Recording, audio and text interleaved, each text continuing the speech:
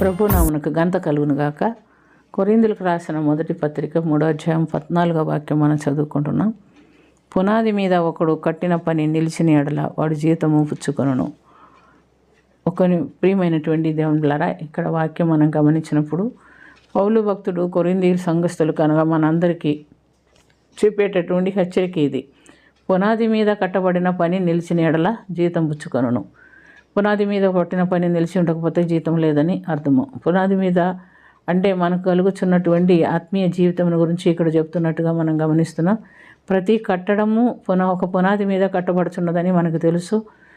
అయితే మత్తయి సువార్త 7వ అధ్యాయము 24 నుండి 26 వరకు మనం చూస్తే, కాబట్టి నా మాటలు విని వాటి చొప్పున ఇల్లు కట్టు ప్రతివాడు బండ మీద తన ఇల్లు కట్టుకొనును అని చూస్తున్నాం.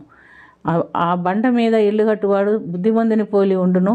వాన వచ్చెను, వరద వచ్చెను, గాలి వచ్చి ఆ ఇంటి మీద కొట్టెను, కానీ దాని పునాది బండ మీద ఉండినందున అది పడిపోలేదు అని దేవుని వాక్యంలో ఉన్నది. కాబట్టి ప్రియమైనటువంటి దేవునులారా, పౌలు భక్తుడు అంటున్నాడు, దేవుడు నాకు అనుగ్రహించిన కృప చొప్పున నేను నేర్పరి అయిన శిల్పకారుని వలె పునాది వేసి తిని మరి ఒకడు దాని మీద కట్టుచున్నాడు. ప్రతివాడు దాని మీద ఎలా కట్టుచున్నాడో జాగ్రత్తగా చూసుకోనవలెను అని చెప్తున్నాడు. వేయబడిన పునాది తప్ప మరి ఒక పునాది ఎవడను వేయుడు. ఈ పునాది యేసుక్రీస్తే.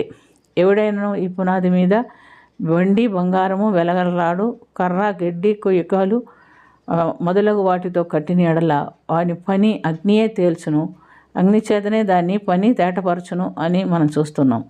మరియు వాని పని ఎట్టిదో అగ్ని పరీక్షించును. ఆ పునాది మీద ఒకడు కట్టిన పని నిలిచిన ఎడల వాడు జీతం పుచ్చుకొనును, లేకపోతే అది కాల్చి వేయబడిన ఎడల అది వ్యర్థమైపోవును అని మనం చూస్తున్నాం. అనగా కొయ్యకాలు, కర్ర, గడ్డి అనే వాటితో కట్టబడినటువంటి పునాది ఏమైపోతుంది? కాల్చబడుతుంది. వెండి, బంగారం, వెలగలరాళ్ళు అవి నిలిచి ఉండును అని మనం చూస్తున్నాం. కాబట్టి మన పని అగ్నిలో నుండి తప్పించబడేటట్టుగా ఉందా లేదా అగ్నికి కాలిపోయేవిగా ఉంటున్నవి కదా అనేది మనం గమనించుకోవాలి.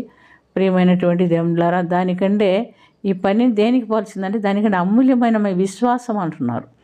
మన విశ్వాసము అగ్ని పరీక్షకు నశించిపోచిన సువర్ణము ఏ విధంగా అగ్ని పరీక్షకు నిలిచి ఉంటుందో అలాగే మన విశ్వాసము అగ్నివంటి మహాశ్రమలో నిలిచి ఉన్నదైతే మనం కూడా జీతం పుచ్చుకునేదానికి దేవుడు సహాయము చేస్తాడు. మీరు ఆయన్ని చూడకపోయినా ఆయన్ని ప్రేమించుచున్నారు. ఇప్పుడు ఆయన్ని కనులారా చూడకే విశ్వసించుచున్నారు. మీ విశ్వాసమునకు ఫలమనగా ఆత్మరక్షణ పొందుచు చెప్పనశక్యం కానీ మహిమాయుక్తములైనటువంటి సంతోషం గల వారై ఆనందించుచున్నారు. కనుక మన విశ్వాస జీవితం స్థిరమైందా, మన ఆత్మీయ జీవితం మనం ఏ విధంగా కట్టుకొనుచున్నాము అని మనల గురించి మనమే పరీక్ష చేసుకోవాలి. మన విశ్వాస జీవితం, ఆత్మీయ జీవితం స్థిరమైందైతే నిత్యజీవంలో నిత్యం మనకు స్థానం ఉంటుంది. లేని అల్లా ప్రియమైనటువంటి దేవునులారా, ఎంతోమంది జీవితాల్లో మనం చూస్తున్నాం. శ్రమలు కలిగినప్పుడు ప్రభువుని విడిచి పారిపోతున్నారు.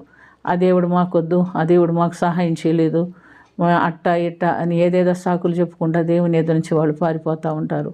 కానీ అగ్నివంటి మహాశ్రమంలో నిలిచిన విశ్వాసం అయితే ఎటువంటి శ్రమ వచ్చినా మనం నిలిచి ఆ యొక్క శ్రమలన్నిటిని తాళుకొని దేవుని సన్నిధి చేరుకునేదానికి దేవుడు మనకు సహాయం చేస్తారు. కాబట్టి మన పునాది ఎలా వేసుకుంటున్నాం, మనకు ఆత్మీయ జీవితం ఎలా కట్టుకుంటున్నాం అని మనల్ని మనం గురించి పరీక్ష చేసుకునేదానికి దేవుడు మనతో మాట్లాడుతున్నాడు. ప్రార్థన చేసుకుందాం. ప్రేమ కలిగిన తండ్రి, క్రీస్తు అనే బండపైన మా పునాది వేసుకొనొచ్చు, మా ఆత్మీయ జీవితము స్థిరమైనదిగా కట్టుకొనొచ్చు. బంగారం, వెండి, వెలగలరాలతో కట్టబడిన పునాదుల వలె మేము కట్టుకొనొచ్చు. ఆత్మీయ జీవితంలో నిత్యము నీ సన్నిధి చేరు పరిణం కూడా స్థిరంగా నిలిచి ఉండేటటువంటి ధన్యత మాకందరికీ దయచేయమని దీవించమని యేసుక్రీస్తు పుణ్యనామమున మిక్కిలి వినయంతో అడిగి వేడుకొనుచున్నాము తండ్రి. ఆమేన్.